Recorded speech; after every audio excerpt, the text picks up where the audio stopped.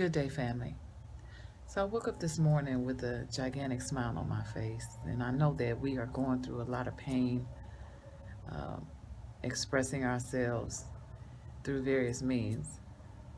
But the reason why I'm happy is what we're witnessing is the beginning of the remembering of who we truly are, the Great Awakening. And that is coming through various means, whether it looks like police brutality or racism or um, George Floyd or, all of the countless abuses and atrocities and oppressions on this planet. What this really is about us waking up to remember who we truly are and being at the end of the rope with settling for anything else. And so, victim season is coming to an end, and I'm very, very grateful about that because we are taking our power back by remembering who it is that we truly are as a people, as individuals, as God, expressions of God on this planet that are manifested here for a higher purpose. And so the greater good is always at work, no matter how painful it looks like. Um, no matter what it looks like, the greater good is always at work. And let me just say this, I've been a forerunner in this awakening journey, and to my other conscious individuals, quote unquote, who are on this spiritual journey, if you are too awake to feel the sensitivity and the compassion for the shift that's taking place right now, you are much, much, much too awake. In fact, you are still very much asleep because the color vortex, this black and white issue, is coming to an end. And it's something that we've all dealt with in one way or another. We've dealt with it from whatever side of the fence we've been on. And so until all of us are free, none of us are free. And so we can't sit back and be too heavenly minded that we're no earthly good. And that goes for religious as well. We can't be too Christian minded or too Islamic minded or too much of a Buddhist or too Jewish or, whatever the case is, that we are no earthly good. Hush. Because at the end of the day, we are all connected. And just like we're all connected, the system is all connected. Every fabric of this matrix is connected.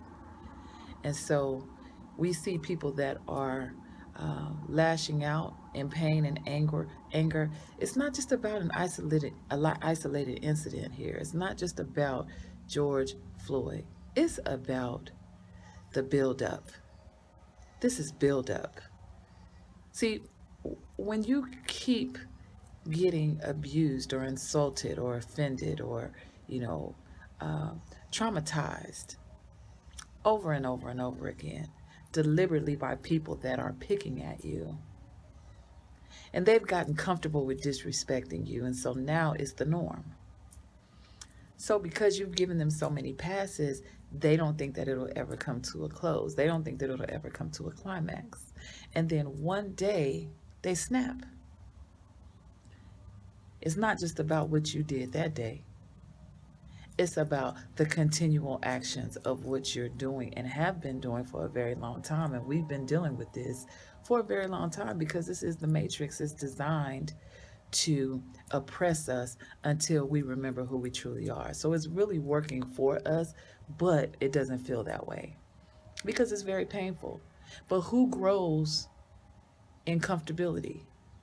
Change doesn't happen in comfort zones. Change happens in uncomfort zones. Change happens when there's pain. Change doesn't happen when we're comfortable. And so we needed to deal with the pain that has been plaguing this planet. The number one thing that is plaguing this planet, aside from ego, comes to racism, classism, sexism, where people think they're better than other people based on very surface issues. At the core, we all have a soul, and so we're all on an even playing field. When we leave here, all we're taking is our soul. We're not taking this skin. We're not taking our money. We're not taking this gender. We are taking our soul only. And so when we leave, we are on an even playing field. And so, what we build up in this material world, just because you got more than me doesn't make you better than me. Just because your skin has more melanin or less melanin than mine doesn't make you better than me. Just because you're a man and I'm a female, or I'm a female and you're a male, doesn't make you better than me. Just because your zip code is different, just because you stay in the suburbs and I stay in the hood, that doesn't make you better than me, because at the end of the day, God is in all of us. And some of that aspect is on the darkness, and some of it is on the light. There's only one source. And so we're dealing with manifestations of that source. In the Bible, it talks about vessels of honor, some of gold and silver, and some of wood and clay. And so we all have a purpose here. That officer that had his knee on George Floyd's neck had a purpose. George Floyd had a purpose. You see, it's the straw that broke the camel's back. So we're dealing with the universe, and there's no discriminatory actions here. There's no discrimination in the universe. I'm not talking about in the matrix, I'm talking about in the universe. Meaning, if this is going to lead to the greater good of all, then it's worth it. If George Floyd's life is going to lead, was the catalyst that leads to the global awakening,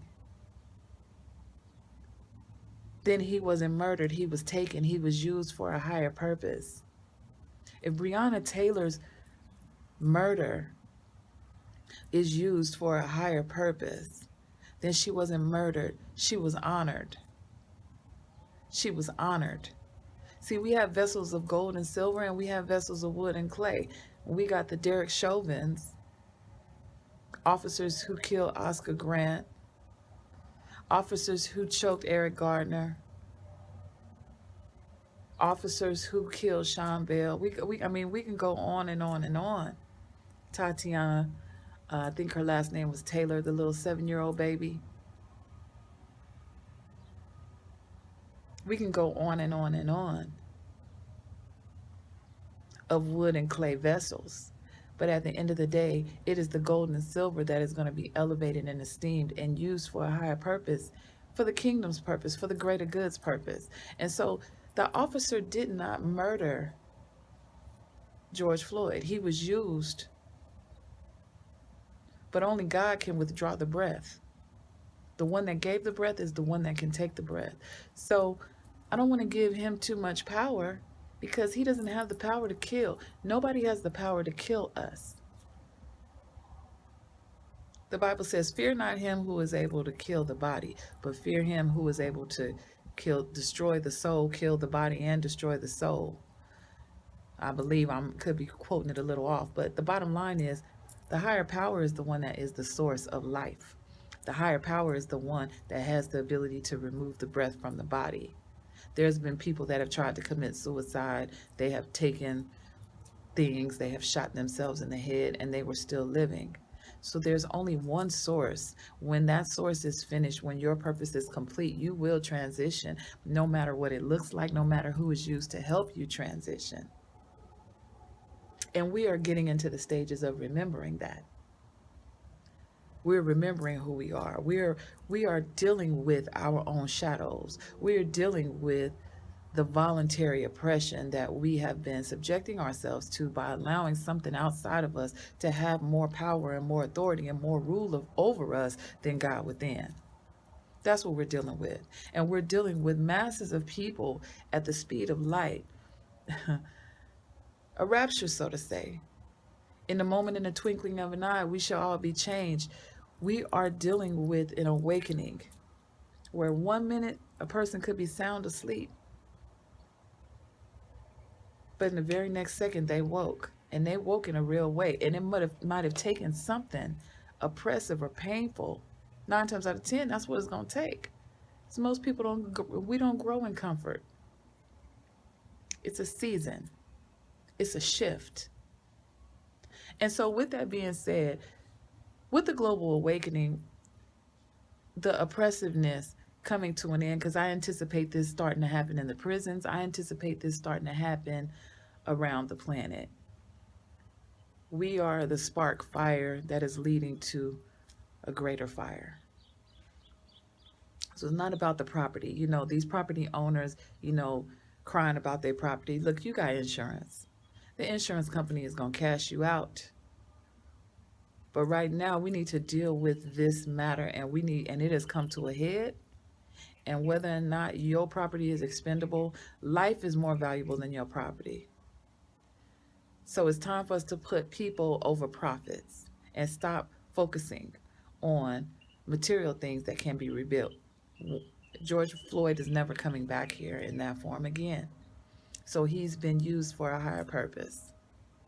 We're not dishonoring his name. He's a catalyst for a global awakening. He's the straw that broke the camel's back, along with all of the other straws that have been coming and coming and coming and coming. And so the system is connected, just like we are connected. And we're realizing that we're connected. And we're realizing that that knee on his neck is the knee that has been on all of our neck. And many of us have had our own knee on our neck. So what do? Well, one of the things is there's a shift going on, and that is also economically. And as a people, we have been very far behind. So we need to start having these conversations. See, life insurance should be a mandatory aspect of everybody's household. I'm not a life insurance agent, so don't think this is a commercial. Life insurance should be a part of everybody's household. $1 million policies, start putting these $1 million policies on our sons, $1 million policies on our daughters, $1 million, $2 million, $3 million policies on ourselves. So that when things like this happen, an inheritance can go to those we leave behind and put them in a position economically to make sure that they rise above their environment. And then the insurance companies are strategically designed. If they ask you questions, have you, been in trouble? Have you been convicted in the last 5 years? Blah, blah, blah, blah, blah. Because they're trying to assess how much of a risk you are. But it's really strategic. We have a lot of people within the Black community that have, had contact with the police and have gone through situations.